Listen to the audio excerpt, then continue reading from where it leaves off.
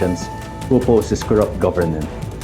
There's only one solution left, and that is for people power. My fellow citizens, President Marcos plans to arrest all of his political opponents.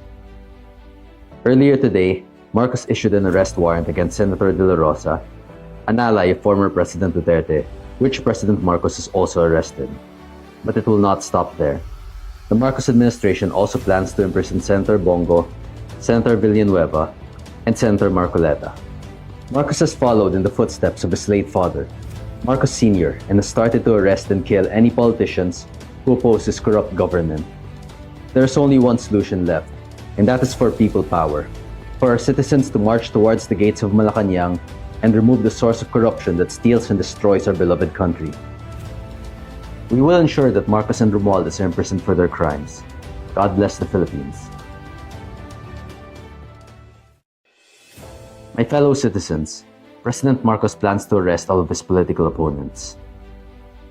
Earlier today, Marcos issued an arrest warrant against Senator De La Rosa, an ally of former President Duterte, which President Marcos is also arrested. But it will not stop there. The Marcos administration also plans to imprison Senator Bongo, Senator Villanueva, and Senator Marcoleta. Marcos has followed in the footsteps of his late father, Marcos Sr., and has started to arrest and kill any politicians who oppose his corrupt government. There's only one solution left, and that is for people power, for our citizens to march towards the gates of Malacanang and remove the source of corruption that steals and destroys our beloved country. We will ensure that Marcos and Romualdez are imprisoned for their crimes. God bless the Philippines. Not breaking the law. Wala ho tayo. 1 billion per lot, then that's fine. That would be perfectly okay. But para sa akin lang, we have to protect the interests of the Filipino people over the interest of corrupt politicians. Nako, Erwin! Nasaan ka na, Erwin? Mag-intro na tayo. Napakaganda po ng video na ito. Erwin, nasaan ka na? Napakagandang intro. Ito po, ito na, Erwin!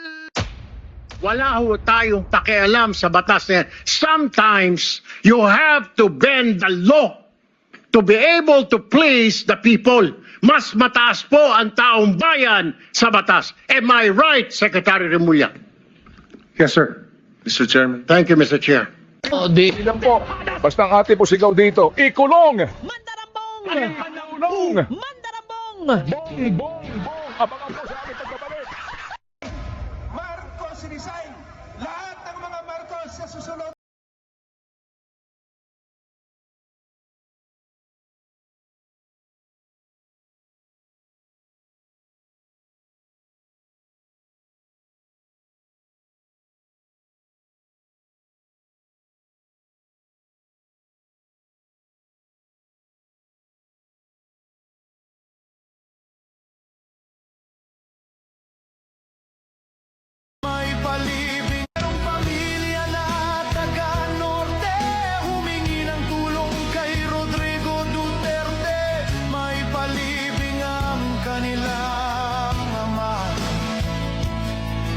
Sa libingan ng mga bayani, dekada-dekada na ang dumaan, walang pumayag na pamahalaan.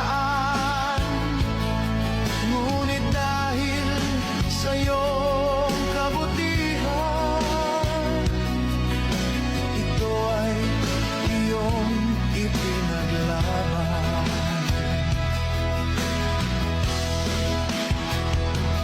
Nang may libing ang Ama,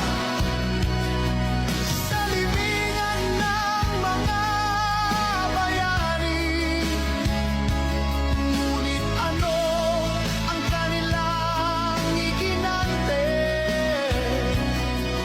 Kinawawa ang mga Duterte. Sila bang dahilan? Ginamit ng mga nasasakupan sa pagpapakidnap, pagpapahirap at paglalagay sa'yo sa kulungan. Merong pamilya na taga-norte, humingi ng tulong kay Rodrigo Duterte. May palibing ang kanilang Dilim tayo isinilang. Sa hirap tayo nagdurusa. Sagana sila sa kayamanan. Taong bayan, dilunod sa parusa. Kami ay apoy na hindi mapatay, hakbang ng matapang, sabay-sabay sigaw ng bayan. Lumaban na mga sakim, durugin na mga bulok na pangako, palasyong ipinatong sa ating buto.